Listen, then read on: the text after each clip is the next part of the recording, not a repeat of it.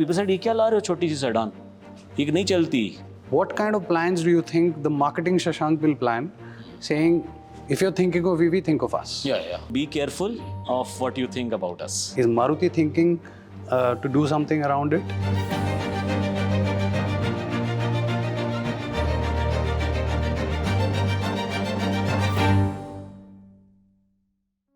When you look at sales in, again, Tier 1, Tier 2 versus Tier 3, Tier 4, or the Bharat market, as they call it, where do you see the future promise? I'm looking at the next 2-3 years. Year by year, if you see, every year the rural growth has been higher than urban growth, except in the year of 2013, when the urban growth was higher than the rural growth.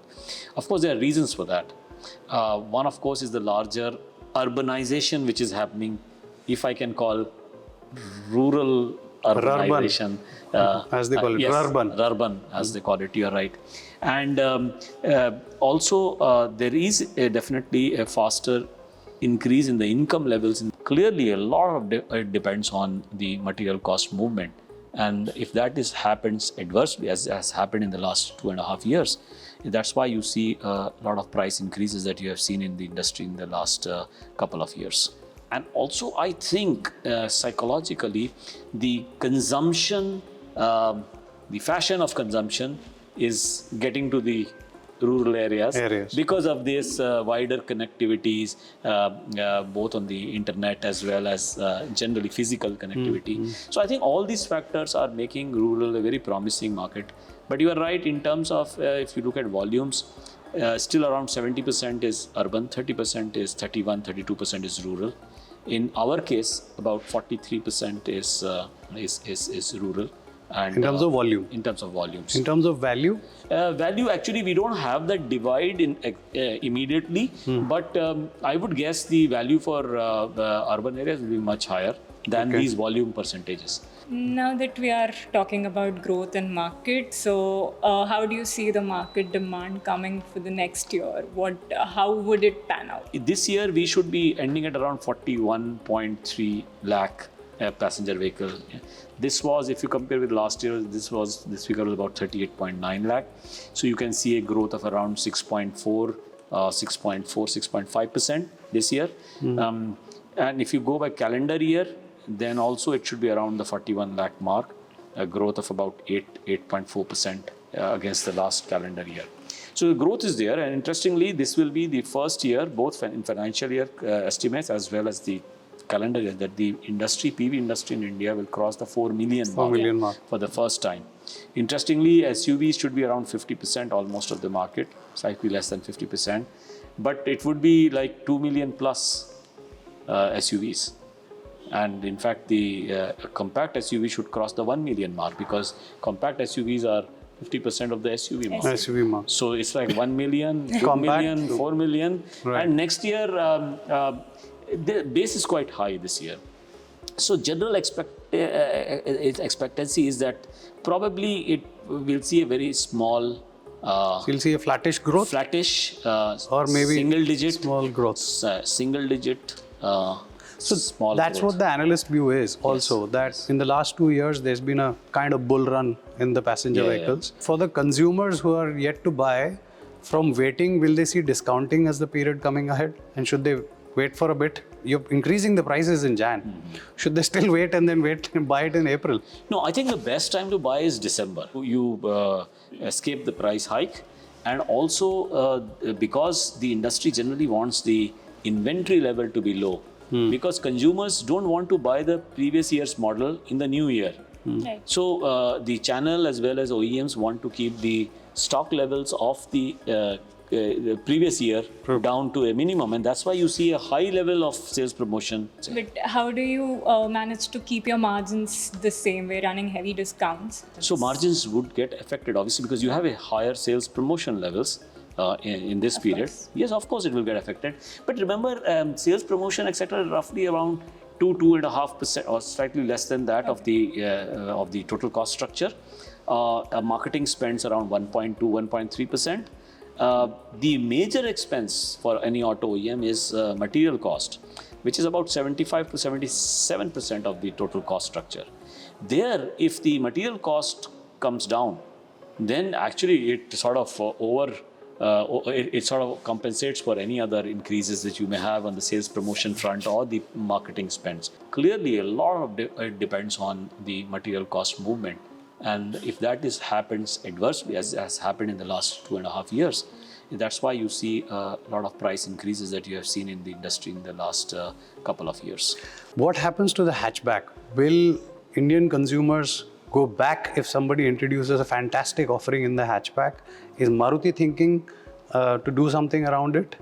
So my theory is that the decline that you have seen, which is why the question, is because on the affordability factor front, consumer incomes in this segment didn't go up as much as the prices did. Prices went up because of commodity price increase, regulatory stringency, the insurance road tax going up, the registration tax going up, and of course some higher features which consumers were preferring even in the smaller cars. For these reasons, the prices went up, the affordability came down. But I think going forward, you might see a more stable prices, not the rising ones that you saw in the small cars in the last few years. And if the income level of the consumers go up in this segment, you could see the affordability factor getting better. And that can actually put the graph back up. And there is some evidence for that. And also, basically speaking, in demographically, 65% of our population is below 35 years of age. Right. So young people come into the workforce, they would require transportation. That's a requirement of any growing economy. Public transportation in India is not so well developed. So people have no option but to have either shared mobility or, which is this taxi, Ola, Uber type of thing, or you have your own vehicle. And own vehicle, our income levels may not be so high as to go straight to a hatch, a sedan or this thing. So there's other theory also which will take a lot of time if you are aware. It's called telescoping of demand, which means actually the demand flows from top going down. And the people at the down feel that the demand is going up. For example, if you were generally traveling in your own private aircraft, but you suddenly have a stress of money, you start traveling commercial, you will not go to the economy class. You will probably be traveling first class, because from private jet, so the demand for first class goes up. For example, she also joins you. She travels in a private aircraft, and now she also comes to the first class. So the guys who are handling first class will say, "Yaar, demand बढ़ रही है." It seems people somebody else is downgrading. Yes, it may not be always an upgrading as we always believe. So it could. There is a classic marketing theory called telescoping of demand. This is called telescoping of demand. So there is some evidence of that as well. Today, the scene is that if you're thinking of EV, people gravitate towards Tatas because they have established themselves as an EV player. Maruti has established itself as a bevy of cars, SUV, CNG. Tomorrow, when the market does pick up and you have models enough lined up for that, what kind of plans do you think the marketing Shashank will plan, saying, if you're thinking of EV, think of us? Yeah. That needs a huge shift. For example, in our case, when we introduce the mid SUV next year in the EV, one of the big selling points for us is the range itself. It's got a 60 kilowatt battery, 550 kilometer range. That's something which gives peace of mind to consumer. So we will have to find out what moves the consumer. Today, consumer is moved by range anxiety. कोई 250 offer कर रहा है, कोई 550 देगा, तो surely if we tell the consumer 550, no range anxiety, obviously that's going to be. Remember, other factors also apply, because the same design parameters, the attractive design, the build quality, the premiumness or the desirability for the brand, those things will exist for any powertrain car, whether EVs or non-EV. So as a marketer, obviously the challenge is there. But I will tell you one thing, when we came into the sedan category, at that time, there were some established players. You had the Mitsubishi Lancer, you had the Opel Astra, you had the Daewoo, you had the Daewoo CLO, then you had the Honda City, and so on and so forth. So people said, यार ये तो तुम्हारा तो छोटे गाड़ी का है, तुम तो कर ही नहीं सकते. But of course, most of these models don't exist now. We do. Same goes for Desire, for example. People said, ये क्या ला रहे हो छोटी सी sedan? ये नहीं चलती. So you had all those sedans, smaller sedans. Desire is 55-56% of the market. फिर हम अर्टिगा में आए, लोगों ने कहा यार ये यहाँ पे तो ना बड़ी जो होती हैं MPV मारुति सुजुकी नहीं चलेगी. Established world players बैठे हुए हैं. But today we have more than 50% of the market. In fact, the last month we had 54% of the MPV market. So now people will say, अच्छा यार MPV में चलेगी. Diesel. When we brought in the diesel, people said, यार तुम लोग तो gasoline के player हो. Diesel के तो players अलग बैठे हुए हैं. Some of them you have named. But anyway, but at our peak, diesel sale Maruti was 478,000, which was higher than the total sale of the next biggest consumer.